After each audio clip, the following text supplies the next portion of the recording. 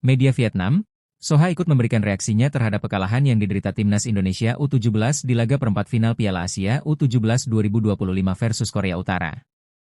Timnas Indonesia U17 memang sudah memastikan diri lolos ke Piala Dunia U17 2025. Namun kekalahan telak 6 gol tanpa balas dari Korea Utara di King Abdullah Sport City Hall Stadium, Jeddah, pada Senin, 14 April 2025, malam WIB dianggap sangat mencoreng.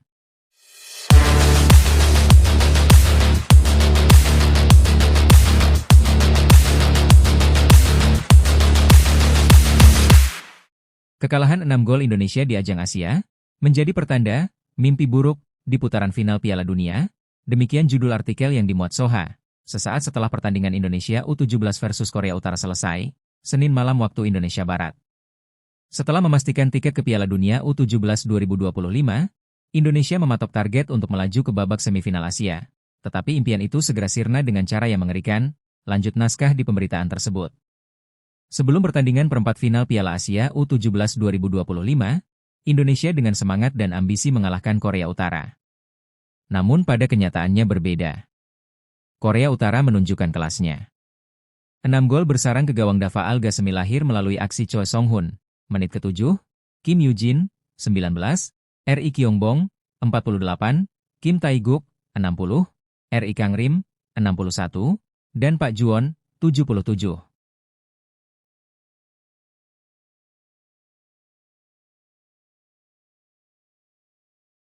Upaya Indonesia untuk mencetak gol sia-sia dan pertahanan yang dipimpin Putu Panji pun porak-poranda. Setelah menciptakan keajaiban di babak penyisihan grup, dengan kemenangan atas Korea Selatan, 1-0, Yaman, 4-1, Afghanistan, 2-0, Indonesia benar-benar mendapat pelajaran dari Korea Utara. Kekalahan melawan Korea Utara tidak hanya mengakhiri kiprah Indonesia di ajang Piala Asia, tetapi juga menjadi pertanda masa depan yang sangat sulit bagi mereka di putaran final Piala Dunia mendatang, yang akan diselenggarakan di Qatar pada 3 hingga 27 November 2025, lanjut tulisan dari Soha. Perlu dicatat bahwa wakil Asia masih menempati peringkat terakhir saat berpartisipasi di Piala Dunia. Artinya, di putaran final Piala Dunia, Indonesia mungkin akan menghadapi lawan yang jauh lebih kuat dari Korea Utara, sehingga meningkatkan risiko kekalahan telak, jelas Soha. Tentu saja, sepak bola usia muda penuh dengan variabel. Apa yang ditunjukkan di babak penyisihan grup Piala Asia tetap menunjukkan bahwa kemampuan Indonesia tidaklah buruk. Siapa tahu mereka bisa membuat kejutan di Piala Dunia atau tidak. Jadi mari kita dukung saja wakil Asia Tenggara ini. Meskipun nantinya Indonesia mendapat hasil buruk di Piala Dunia, perjalanan menuju turnamen, kesempatan untuk berkompetisi, dan mendapatkan pengalaman tetap sangat berharga bagi mereka. Meskipun Garuda Muda telah menunjukkan penampilan selama babak penyisihan grup, namun tembok kokoh Korea Utara terbukti terlalu sulit untuk ditembus. Lantas, apa yang menyebabkan permainan timnas Indonesia U17 sulit berkembang di pertandingan ini? Ada beberapa faktor yang disinyalir menjadi penyebab kekalahan telak tersebut. Salah satu yang paling menonjol adalah mental pemain saat timnas Indonesia U17 untuk pertama kalinya di Piala Asia U17 tertinggal 0-1. Ya, gol pembuka di menit ke-7 yang dicetak Choi Song-hun merupakan faktor utama yang membuat permainan timnas Indonesia U17 menjadi sulit berkembang. Selain itu, ada beberapa faktor lain yang menjadi penyebabnya. Berikut faktor penyebab kekalahan timnas dari Korea Utara. 1. Keunggulan taktik dan disiplin Korea Utara. Korea Utara tampil dengan organisasi permainan yang sangat rapi dan disiplin, baik dalam bertahan maupun menyerang.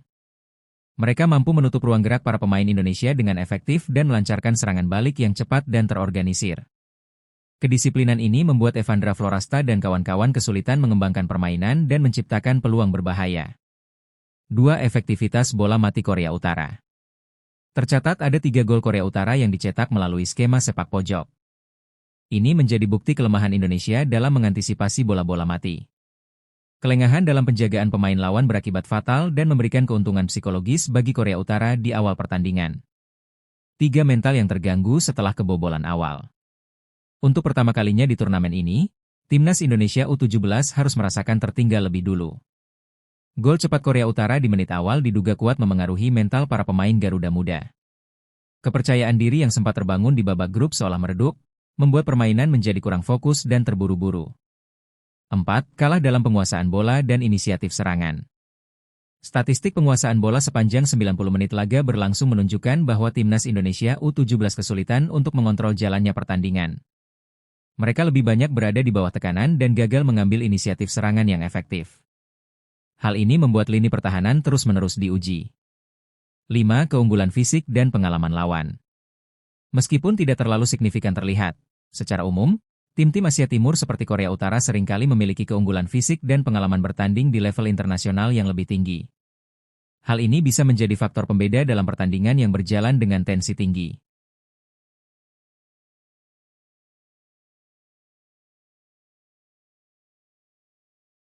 Ketua Umum PSSI, Erick Thohir, mengapresiasi perjuangan Garuda Muda yang berhasil menjadi juara Grup C Piala Asia U17 2025 dengan 3 kemenangan beruntun.